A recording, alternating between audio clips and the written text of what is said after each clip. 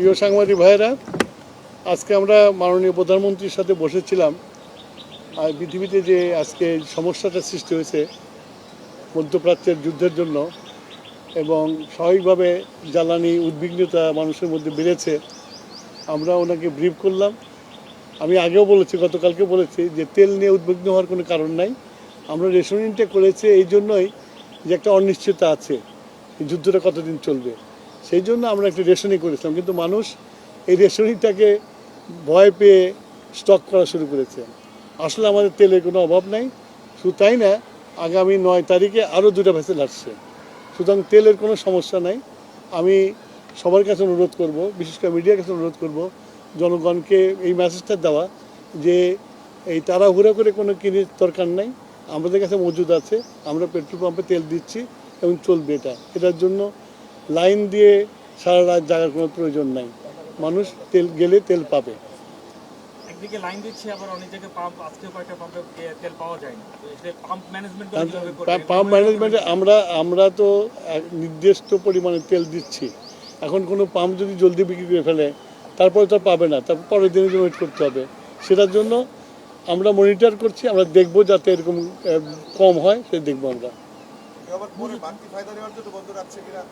সেটা মানুষের মনের মধ্যে ঢুকতে পারবো না আমরা।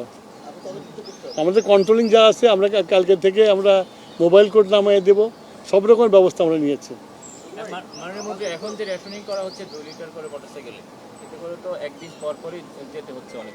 এটা কি আর একটু বাড়ানো যায় কিনা? না, আমি তো বললাম যে আমার মজুদ আছে, কিন্তু ওই যুদ্ধ কবে থামবে কেউ তো আমরা জানি না।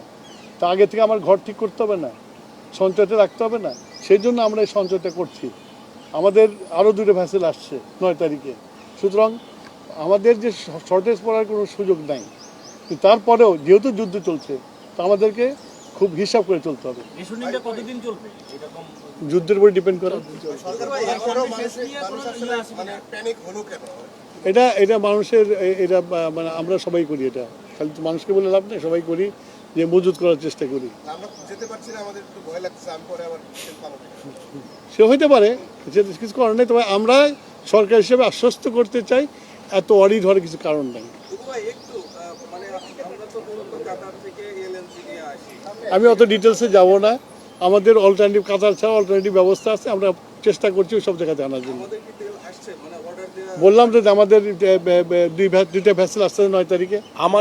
আমাদের এলএনজি, এলপিজি সকল ধরনের তেলের পর্যাপ্ত মজুত রয়েছে এবং আগামী দিনগুলোতে যেন কোনো সংকট না ঘটে সে কারণে আমরা বিকল্প উৎস থেকে আমরা কাজ করছি।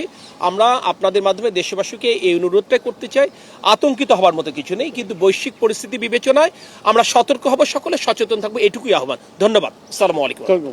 এসব ক্রাইসিস এটাই করতে হয়।